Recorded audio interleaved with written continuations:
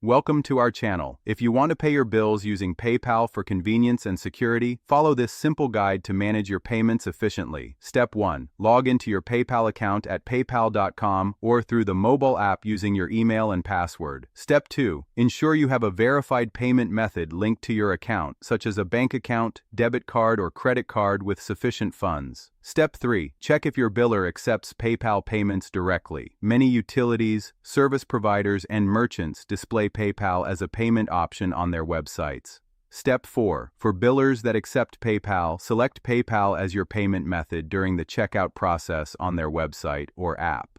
Step 5. You'll be redirected to PayPal's secure payment page. Review the payment amount, recipient, and your selected funding source. Step 6. Confirm the payment by clicking Pay Now or similar button. PayPal will process the transaction and send the funds to your biller. Step 7. For recurring bills, set up automatic payments through the biller's website or PayPal's subscription management feature to ensure timely payments each billing cycle. Step 8.